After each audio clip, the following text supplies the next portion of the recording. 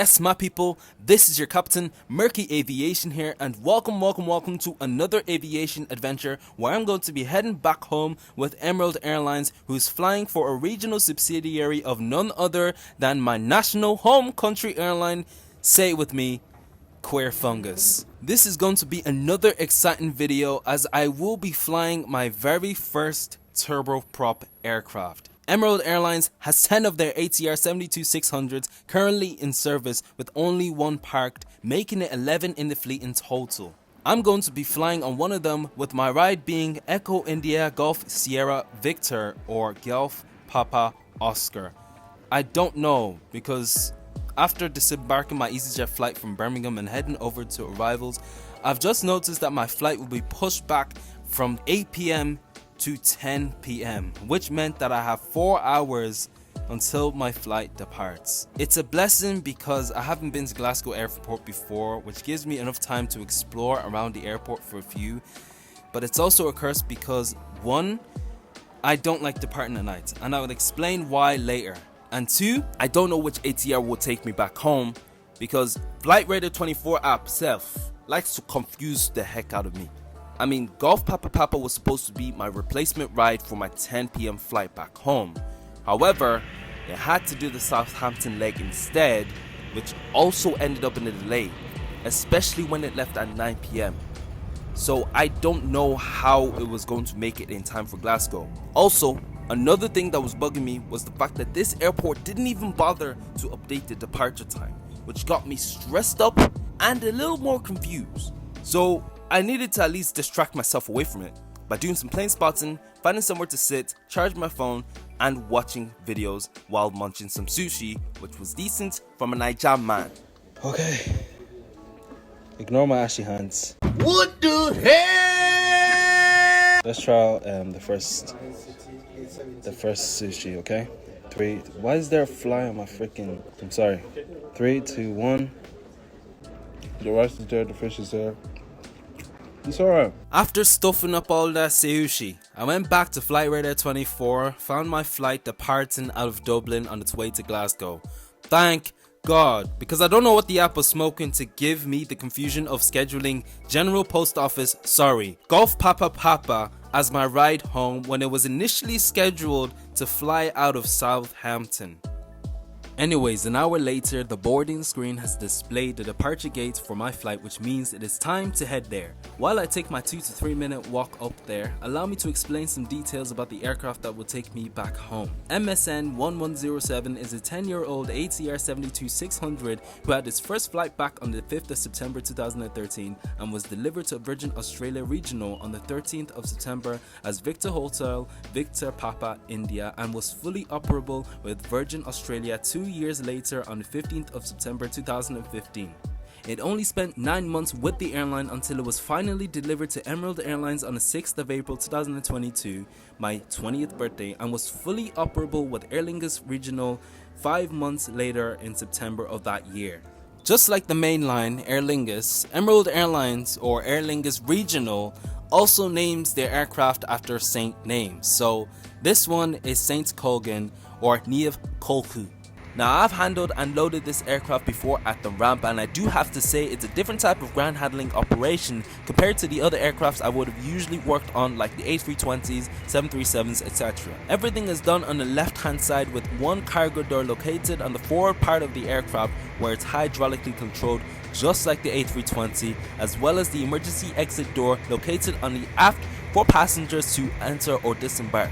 However, there is another aft door on the right, which is usually used for loading extra bags or disembarking the aircraft for emergencies only. Boarding has begun, which means it is time to see the aircraft in the flesh. Now, there are a few things I find fascinating about this aircraft. The fact that it is similar to the A320 with again the hydraulic cargo door and its cockpit design, which is owned by Airbus, as well as a horn that beeps like a car. No, seriously, check this out.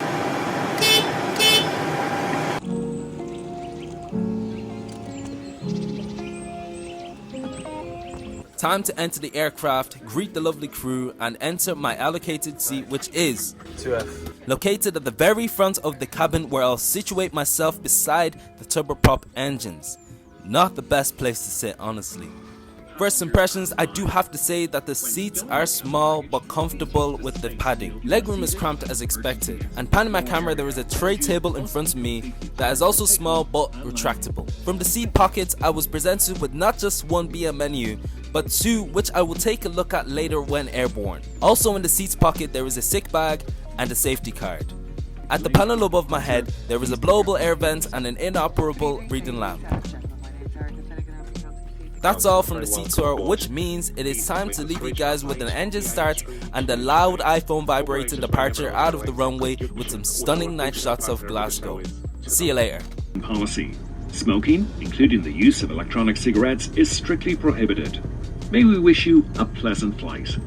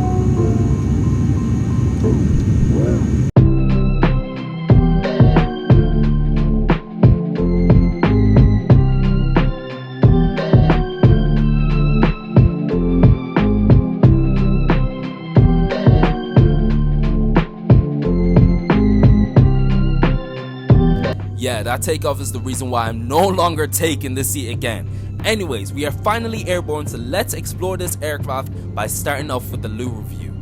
Inside the loo in front of me, there is a mirror along with the loo itself, and turning myself around clockwise, the three things I can describe for this space are claustrophobia times 10. I mean, what was I expecting for a small regional aircraft? Back to my beautiful self in the mirror, you can also see the ceiling space is quite limited. Anyways, time to head back to my seat. The walk up to my seat doesn't take that long, as this aircraft has 72 seats with the 2-2 configuration. Let's take a look at this BM menu. Feel free to catch some details of what they have on offer. Here you can find some decent options of hot and cold beverages, breakfast, snacks and treats, duty free, and flipping over to the other side you can find some alcohols such as beers and spirits, and finally some snack deals from 1 to 4. Time to stow away the menu and get some views out the window, if only there is any. Yeah, see, this is the reason why I'm not a fan of flying at night, as most of the views I would see with my naked eye can't be picked up from my iPhone 14 Pro's camera. Not even Dundalk or even my town, Navan, which I did manage to get some last minute views before we even flew past it. As we are making our way down to Dublin, let me give you guys my conclusion on this flight. So what is it like flying on the ATR? Well, before and after I flew on this aircraft, I was watching Noel Phillips where he flew with Silver Airways, and Dan from Infinite Flights where he flew on Eastern Airways. The only few things I got from them were that it was small, cramped, loud, and maybe fun to fly on, and that is exactly what I got from this flight. It is small and cramped because of the seats, loud because of the engine if you're sitting at the front, and maybe fun because of the turbulence, but it can sometimes be annoying as well. You know, it really depends on the passenger, you know. But fun does not necessarily mean safe, because there are a couple of crash records that relate to the ATR 72, and it's not looking good, Bev. Especially from that recent crash that happened in Brazil on the 6th of August, a couple of days ago, where it had a free fall from the sky, crashed into the ground, killing 61 people. Yeah, that was the most scariest thing that I've ever seen recorded. I mean, yeah. God rest everyone's soul, honestly. Overall, it's a fairly decent plane to fly on. I mean, for real, it's actually starting to grow on me in terms of its looks. At first I thought it looked ugly, but then as time went on, even taking a picture of one at Birmingham Airport, that's when I started falling in love with it a little more. But yeah, the next time I fly on the ATR, I am sitting at the back. In terms of Emerald Airlines, I'd say I didn't really experience much. I didn't really eat any food or anything like that, so yeah, it's just a typical Aer Lingus flight on a small plane. You know, nothing really much to expect from there. Although cabin crew were very nice, so that's all that matters the most. So yeah, I'll take you over to our landing down to the new runway, which will be runway 10 left. As Dublin Airport decided to change runways due to the direction of the wind. So yeah, enjoy.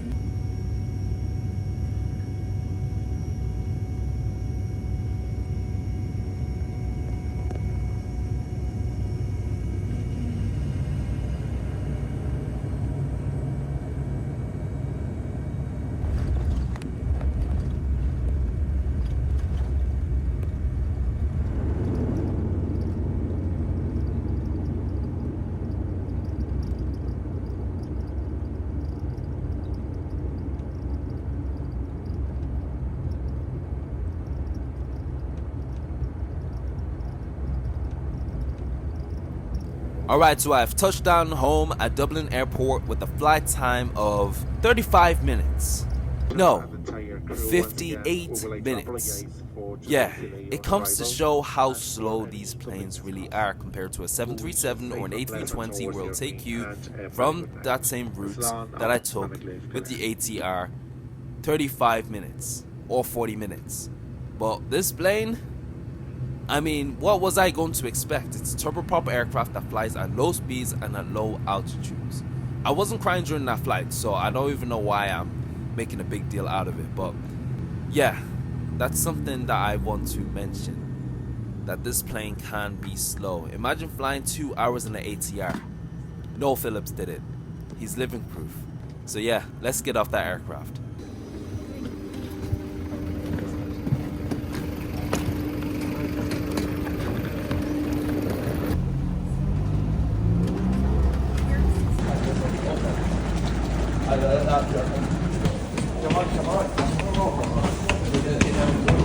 Anyways, that's it from this video. I hope you guys enjoy it, and if you guys have not so far, please do not forget to like this video right there, slam that subscribe button, hit that notification bell if you guys want to be notified to more of my uploads, because I'll be uploading more soon. So yeah, take care, and yeah, see you later.